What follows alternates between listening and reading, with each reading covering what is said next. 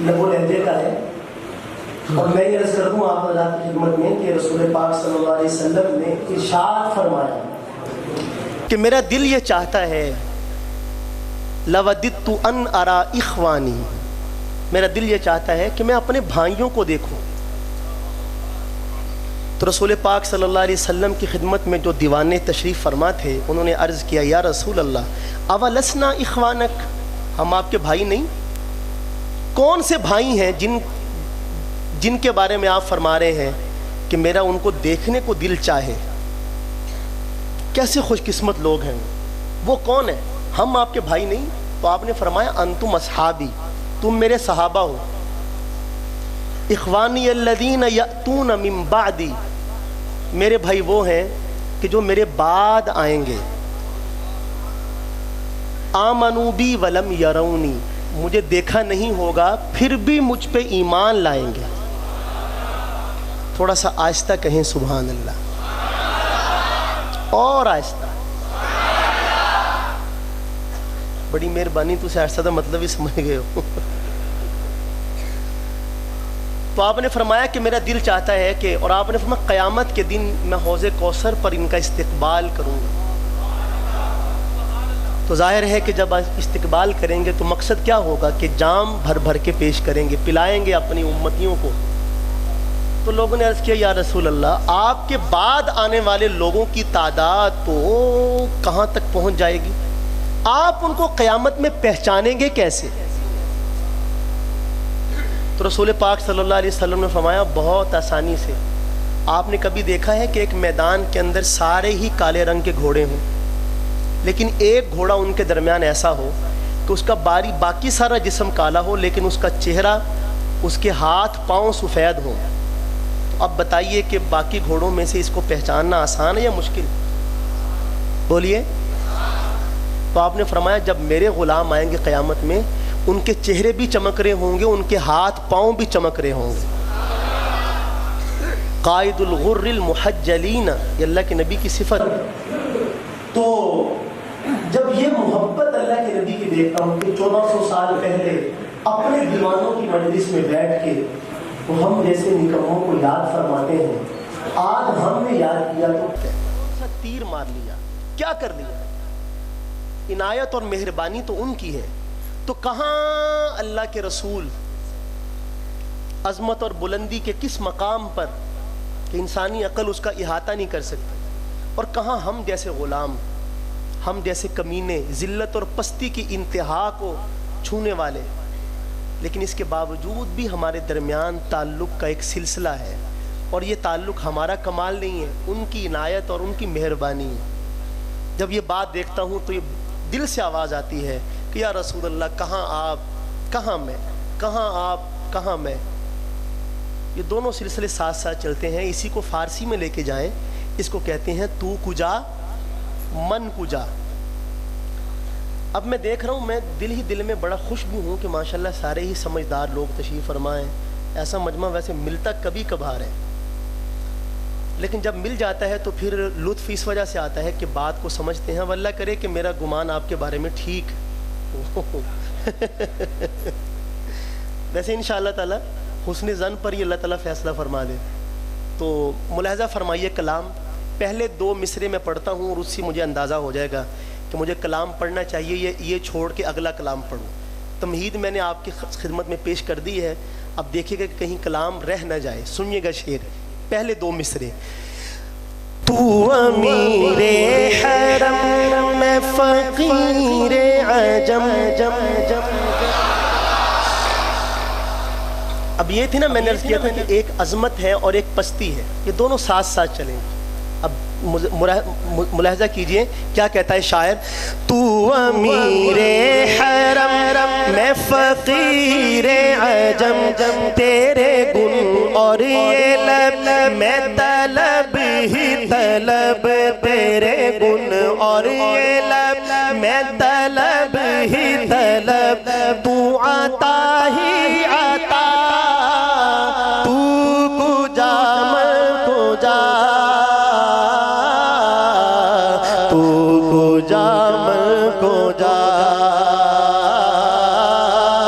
تو کجا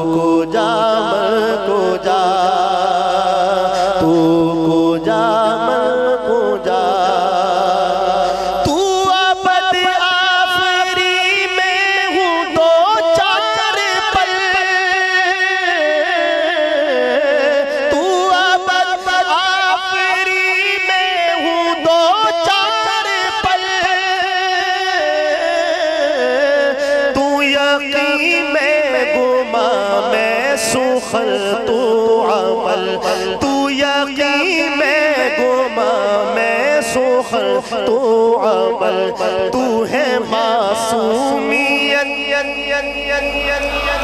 محبت سے کہیں سبحان اللہ، تو ہے معصومیت میں میری معصیت، تو ہے معصومیت میں میری معصیت، تو کرم میں خطا، تو کجا میں کجا، تو کجا میں کجا،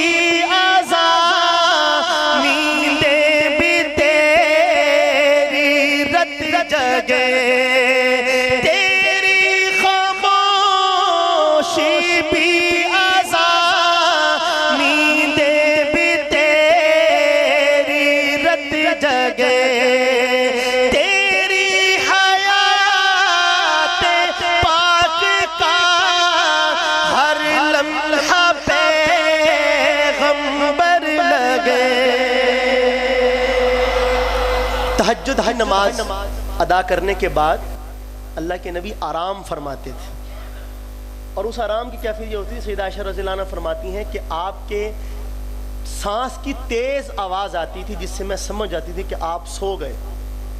کہتے ہیں بلال نے آپ کو جگایا آ کے کہ نماز تیار ہے، آپ اٹھے اور جا کے نماز پڑھا دی۔ تو میں نے عرض کیا یا رسول اللہ آپ نے وضو نہیں فرمایا، آپ نے فرمایا تنام عینایا ولا ینام قلبی، میری آنکھیں سوتی ہیں دل جاگتا رہتا ہے، میری نیند عام لوگوں کی نیند کی طرح نہیں۔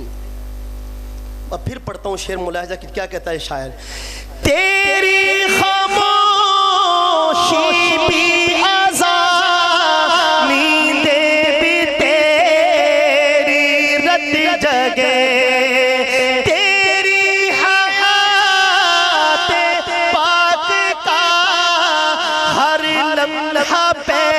پیغمبر لگے، خیر البشر رتبہ تیرا، خیر البشر رتبہ تیرا، آواز حق خطبہ تیرا،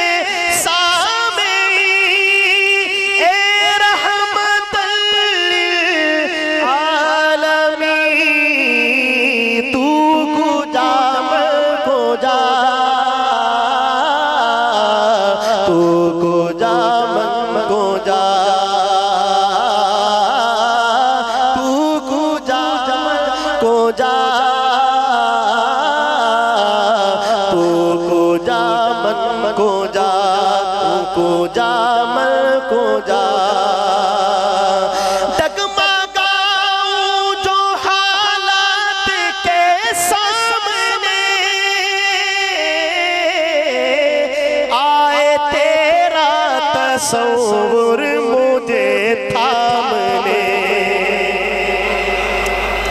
یہ نعت کا خاص شعر ہے، قرآن مجید میں اللہ پاک کا ارشاد ہے وَلَقَدْ هَمَّتْ بِهِ وَهَمَّ بِهَا لَوْلَا أَن رَأَىٰ بُرْهَانَ رَبِّي۔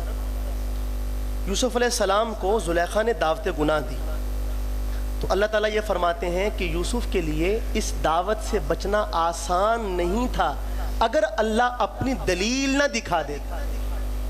وہ دلیل کیا تھی؟ مختلف اقوال ہیں علماء کے، جو حضرات صوفیہ ہیں اولیاء کرام، وہ یہ فرماتے ہیں کہ اللہ تعالیٰ نے اس موقع پر یوسف علیہ السلام کے سامنے ان کے باپ حضرت یعقوب علیہ السلام کی شبیہ کھڑی کر دی، اور وہ یوں انگلیوں میں یوں اپنی انگلیوں کو دانت کے نیچے داب کے مجسمہ حیرت بن کے کھڑے ہوئے سوال کر رہے ہیں زبان حال سے، کیا کر رہے ہیں؟ بھائی یوسف علیہ السلام کے سامنے جب یہ صورت آئی تو وَاسْتَبَقَ الْبَابَ، بھاگ پڑے وہاں سے، تو شاعر یہ کہتا ہے کہ یہ یوسف علیہ السلام تھے مصر کے، مشکل میں پھنسے تو اللہ تعالیٰ نے حضرت یعقوب علیہ السلام کی شبیہ دکھائی اور وہاں سے نکال دیا۔ اب یہ کہتا ہے کہ میں تو کلمہ پڑھتا ہوں مدینے والے کا، مجھ پہ اگر مشکل آ جائے تو مجھے کس طرح نکالا جائے۔ میں ایک چھوٹی سی بات اس کے ساتھ مزید عرض کر دوں آپ کی خدمت میں۔ ہمارے بزرگ گزرے ہیں حضرت مولانا سعید خان صاحب رحمۃ اللہ علیہ۔ حضرت مولانا طارق جمیل صاحب دامت برکاتہم العالیہ فرماتے ہیں کہ مجھے یوں لگتا ہے کہ قیامت تک اب ان سے بڑا آدمی کوئی نہیں آئے گا۔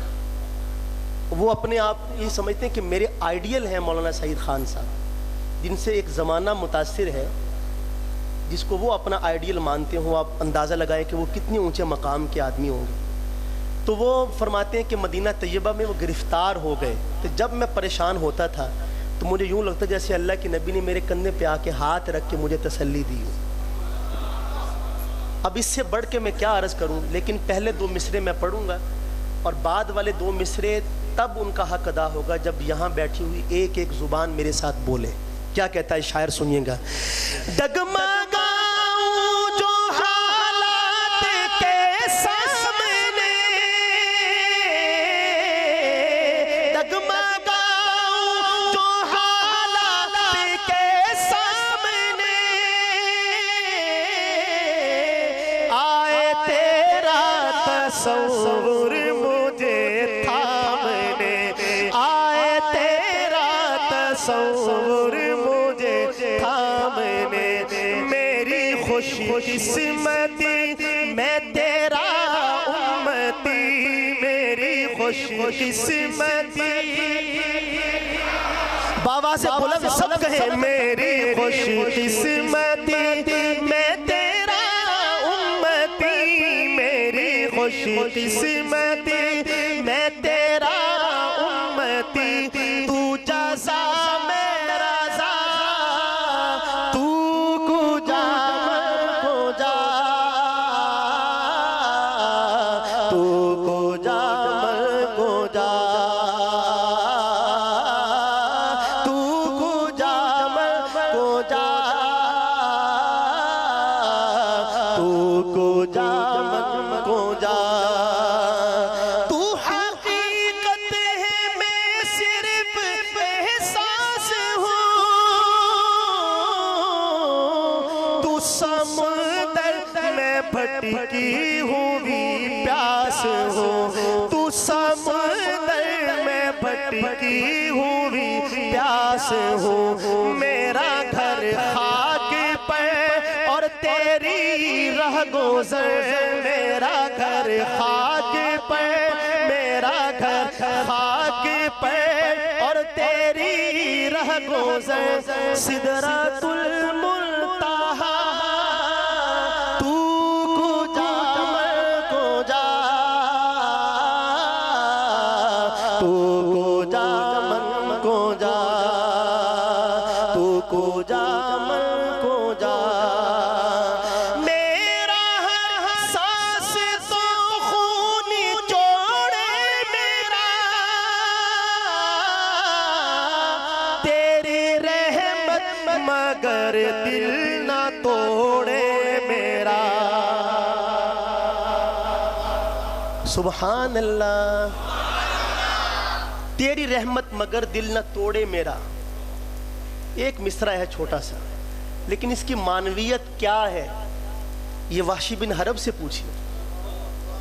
فتح مکہ کے موقع پر اللہ کے نبی نے اعلان فرمایا 14 لوگوں کے متعلق، 8 مرد 6 عورتیں، جہاں ملے قتل کر دیے جائیں۔ تو وحشی مکہ سے بھاگ گئے۔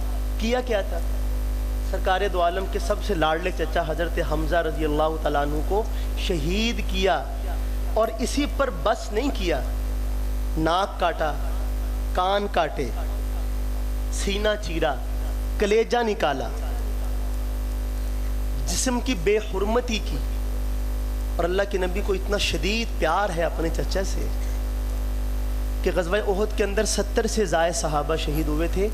جب آپ نے نماز جنازہ پڑھائی ان کی تو ہر ایک کا جنازہ لایا جاتا، اٹھا دیا جاتا، لایا جاتا، اٹھا دیا جاتا۔ آپ پڑھتے رہے بار بار، لیکن حضرت حمزہ کا جسد اقدس آپ کے سامنے رکھا رہا اور آپ نے 70 سے زائد مرتبہ اپنے چچا کی نماز جنازہ پڑھی. یہ پیار کا عالم. آپ نے فرمایا جہاں وحشی ملے قتل کر دیے جائے. وحشی بھاگ گئے اور پھر طائف والوں کے ساتھ مل کے حاضر ہوئے مدینہ طیبہ میں. اپنے چہرے پہ کپڑا لپیٹا ہوا ہے, حاضر ہو کے عرض کرنے لگے یا رسول اللہ. کپڑا ہٹایا, یہ پہچانتے ہیں؟ آپ نے فرمایا کون ہو؟ کہ میں وحشی ہوں. تو آپ نے فرمایا کیسے آنا ہوا؟ ایمان قبول کرنا چاہتا ہوں لیکن میری چند شرائط ہے. یہ وہ ہے جس کے بارے میں آپ نے فرما رکھا ہے کہ جہاں ملے. میری چند شرائط. کیا شرط ہے؟ یہ شرط ہے, یہ شرط ہے, یہ آپ نے فرمایا اگر ایمان لانا چاہتے ہو ساری قبول ہے, سب معاف ہے. اس نے کہا جی پڑھائیں کلمہ. اب یہ چچا کا قاتل ہے اور آپ کے 2 چچا ایمان لائے تھے, ان میں سے ایک نے ہجرت کی تھی اور یہ آپ کے ہم عمر بھی ہیں اور آپ کے بہت گہرے دوست بھی ہیں. حتیٰ کہ اس زمانے میں معروف تھا کہ جس نے اللہ کے نبی سے سفارش کے پاس سفارش کروانی ہو وہ حمزہ سے کہے. حمزہ اگر کہہ دیں گے تو آپ ٹالیں گے نہیں, تو پیار اتنا نا چچا سے. تو آپ نے فرمایا کہ واشی میرے دامن رحمت میں تمہارے لیے گنجائش موجود ہے. اب قیامت کا دن ہوگا, حضرت حمزہ تو سید الشہداء ہیں, وہ تو جنت میں جائیں گے ہی, لیکن ان کے ساتھ ان کا قاتل بھی جنت میں جائے گا. اور کس کو کہتے ہیں رحمت؟ اب سنیے گا شاعر کیا کہتا ہے. میرا ہر سانس تو خونی چوڑے میرا, تیری رحمت مگر دل نہ توڑے میرا, تیری رحمت مگر دل نہ توڑے میرا. کاسائے ذات ہوں تیری خیرات ہوں, کاسائے ذات ہوں تیری خیرات ہوں. تو سخی میں گدا, تو کجا من کجا, تو کجا من کجا, تو کجا من کجا.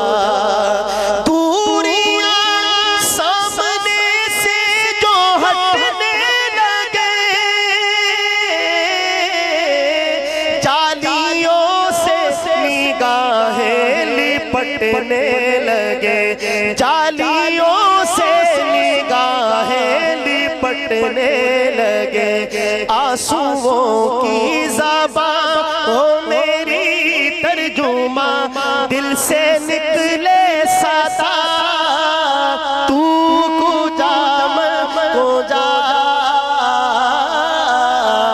تو کجا من کجا.